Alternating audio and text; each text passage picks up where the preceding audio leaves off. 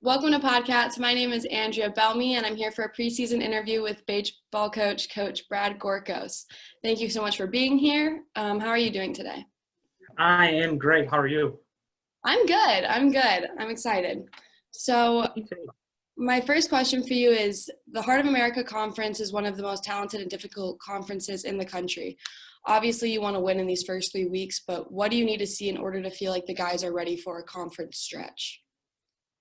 You're right, because the Heart of America is very difficult. I think for us, we just want to go down there and play good baseball. And the result's going to be the result. Obviously, would we love to go win all 12 games? Of course we would. But realistically, we just want to play good baseball and prepare ourselves for March, because at the end of the day, we got to go through the Heart of America, and all we need to do is be prepared for that. So we're going to try a whole bunch of different things to make sure that we're prepared. And that means we're going to try a bunch of different lineups and a bunch of different arms and all sorts of different stuff. So that first month in February and early March is all about trying to just get prepared and just play good baseball. Yeah. Speaking of trying a bunch of different arms, with almost all of your pitching staff returning from last year, that's going to make you feel pretty confident going into this season, right? Yeah, we're far more prepared this spring than we were last spring, just on the mound. Number one, because we're older. We're a year older. Everybody's a year older. And we have a new member of our coaching staff in Coach McMurphy, who's done a great job with our pitchers. And so we're far more prepared. And like you said, we return everybody, which is always a really good thing.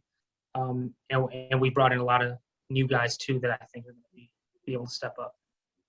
Yeah, so Daniel Hargrave and Stephen Stockwell threw 60 innings for you last year. Yeah. Most teams don't get that type of return in the starting rotation. How much has their experience from last year helped with some of those new guys that you mentioned that you're excited to see? I think it's been great. They're lead by example kind of guys, and we expect them to have just as many or more innings than they did last year. Hopefully a little bit more, because we played a little more baseball. But it's been great because they've got guys like Clay Street that look at them, that know this is what it's supposed to look like, and some other young arms that are in our bullpen. So that it's been great to have guys that had a bunch of innings that are back, and we're excited to see what they can continue. Yeah. And then, so you guys have 3 of 9 starters returning: Doug Barker, Ronald Applewhite, and Bowen Davison, as well as other contributors from last year like Alex Harbin and Colin Hall.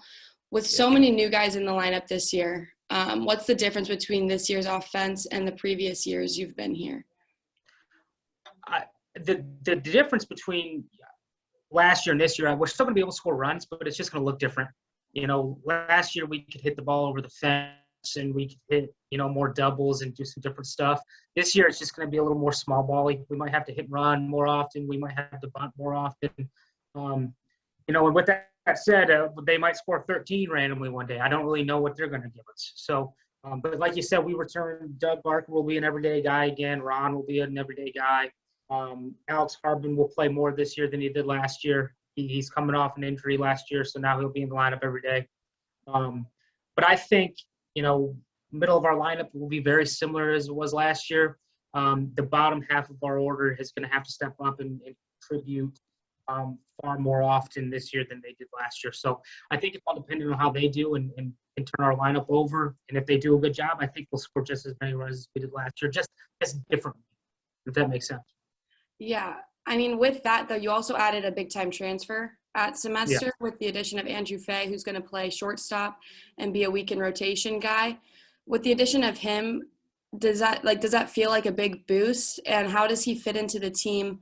And what's something that you're maybe looking for him this year to kind of help fill those gaps that you've been talking about? Yeah, I think, like you said, he's big time for us. He's going to do a lot of different stuff.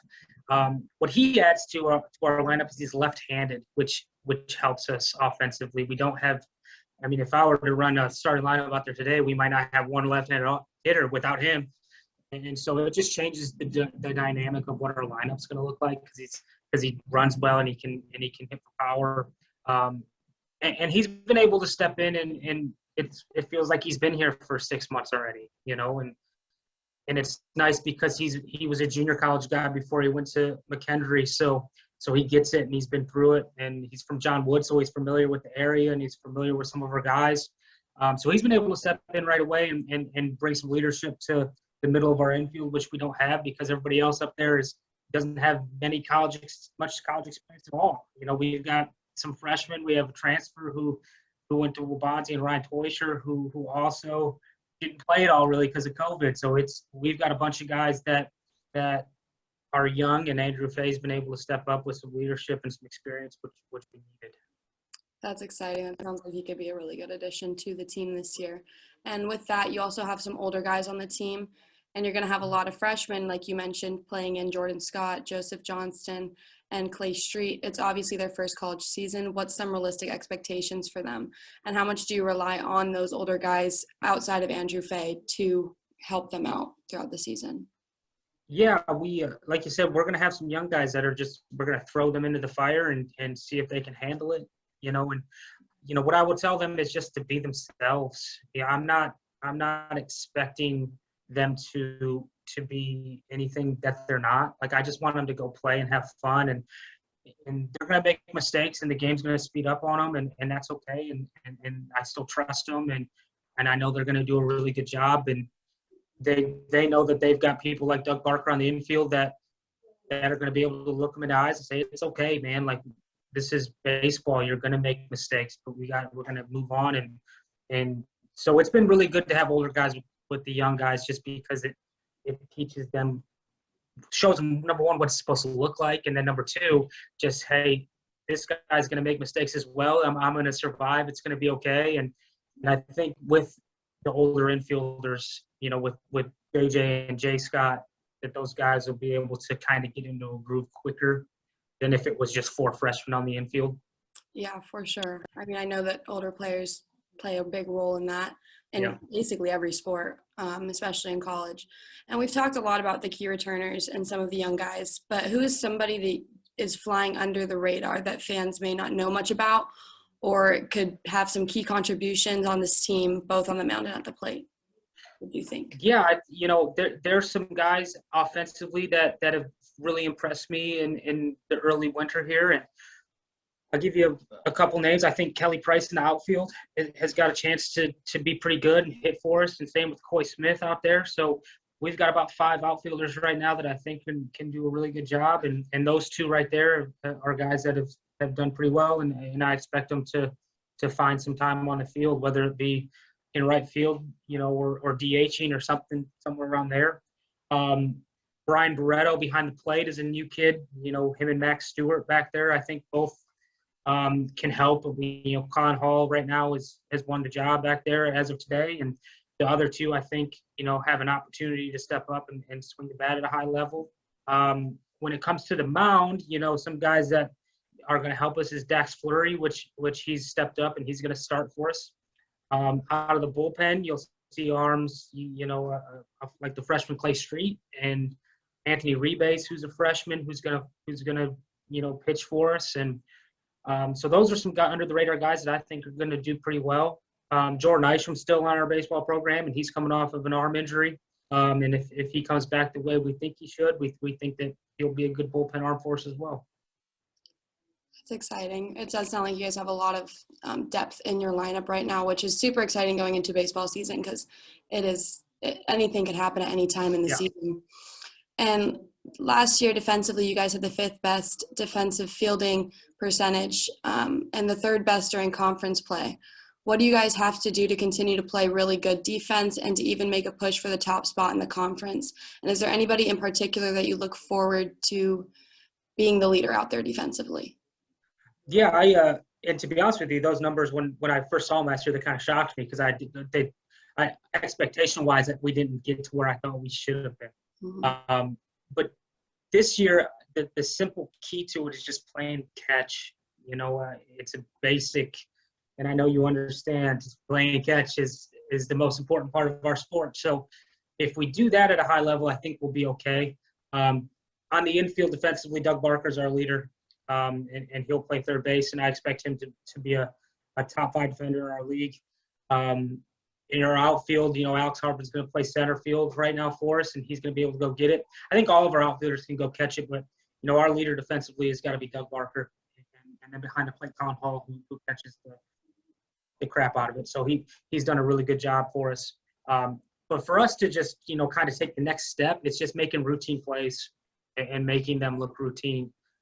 Sometimes we make the ground ball right at us look way too difficult. So I think if we just make routine plays and just play basic catch, I think we got a chance to take the next step.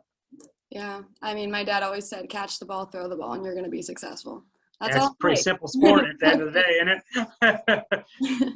So about you, you've been coaching here since 2020, starting off your Culver career with a canceled season due to COVID-19. As we continue to deal with the obstacles that this has brought many sports programs, where would you like to see improvements over these times, going from a 7-11 record to an 834 overall record over the last 2 seasons? Yeah, we just got to keep improving. I think, number one, it was a really weird year in 2020.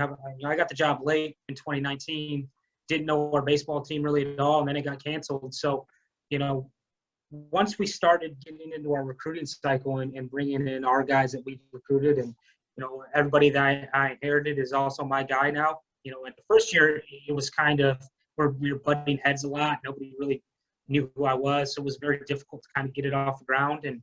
And last year, we still kind of had struggles when it comes to that area of our baseball team. And this year, now that we've returned everybody and they know what our expectations are and they know what we want them to do and what product on the field supposed to look like, I think that we're pretty close to taking the next step. Because our practices in the fall were much better than they were last year. Inside, our live sessions inside have been much better than they were last year. So now we just got to get on the field and put it together. I'm not a coach that's going to scream and holler during games and I'm going to sit there and watch, because I think our kids deserve to go play baseball now. And so now they got to put it together and take ownership of it. And if they do that, I think they've got the ability to start, we went from 7 to 18, that it's a 25 plus team if they do everything they're supposed to do. And that's kind of what it looks like. When I got the job, I envisioned that it would take a while, and, it's gone quicker than I thought it was. And the talent level that we have now is higher than I thought 2 years ago that we would have. And so now we're just looking for them to take the next step. Yeah, you kind of answered my next question with saying all that. Like, it was, do you feel that the pandemic has affected the progress that you've made or could have potentially made over the last 2 years? And obviously, talking about relationships and being a new coach at that time, it had to be really hard because you didn't really get to make those relationships immediately like a lot of coaches could. So do you think that anything else has kind of been an obstacle to your guys' progression because of the pandemic? I would say yes. Last year was very hard for us to do any sort of team activity outside of practice. So, we have 60 to 70 players in our baseball program, and it's hard for them, especially last year, even sometime this year, it's been very difficult for us to all get together at the same location to do things that we want to do, to build culture outside of baseball. And so that's been difficult. But like you said, that first year, the seniors that graduated, I unfortunately don't have much of a relationship with them because I knew them for a month and they were out the door. And that's sad. I wish that we had better relationships, but I think as we move forward, we just got to do a better job of building that culture outside of the actual baseball field and hearing, and to be able to just get together a little bit more.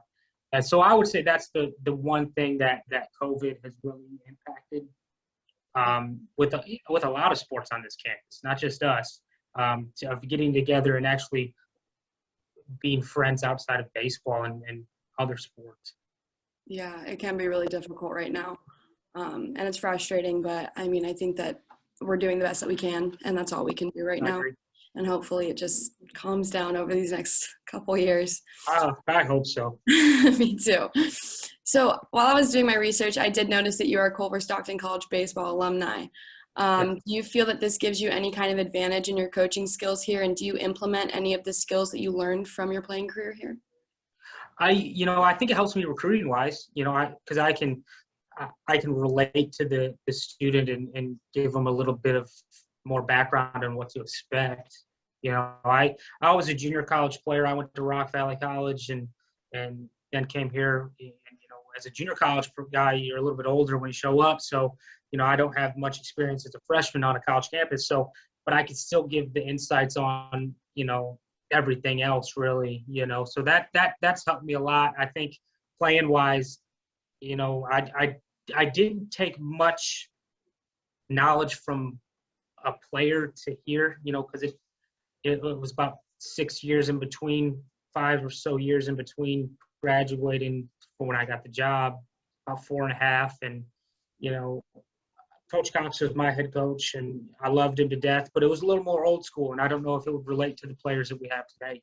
And so we've changed a lot, and we've kind of made it more player-oriented than coach in dictatorship mode, right? And there's nothing wrong with that style of coaching, but for me, it's a player-led program. It's their car, and they're driving it the direction they want to drive it to. I just have the keys, So for us, that's kind of what the route we've taken, and that was completely different from when I played. Right. Yeah. I mean, the sport changes every year. Yeah. Even now with the COVID thing, that's taking over so much, and Mm-hmm. there's just lots of different dynamics. So I do have one final question for you. Yeah. So last year you guys made a run at the conference tournament and finished 4th. How do you guys build off of that, and what are some of the main goals that you have for the team this year? Yeah, it was really nice to go in that conference tournament and win some games. I think it finally gave, especially our returners this year, that they can do it. I think for a long time we had the mindset of like we thought we were the underdog all the time, and then all of a sudden we started winning games, and we're pretty good, when we put it together. So I think that if we build off that, and hopefully we do, and we start right off the bat and continue to play winning baseball, the minimum goal is to make the conference tournament. I don't want to be in a play-in game. I don't want to be in any of that kind of stuff. So we need to just make sure we get in, and then anything happens. So, and I don't want it to come down to the last weekend either. I want to be able to comfortably say that we're in the conference tournament, and 6th seed or higher, obviously, and be able to rock and roll. So that's the goal. Is number 1, make it, and then number 2, get out of the conference tournament and keep playing into May. And that makes my job pretty easy if they just go out there and play good baseball, right? Right. Well, good luck with that this season. I will definitely be watching, as will a lot of people watching this video. Thank you for giving us your input today. Is there anything else that I missed that you would like to add at all? No, I think that's it. You did a great job. Thank you. Thank you. And thank you for tuning into PodCats. We'll see you next time.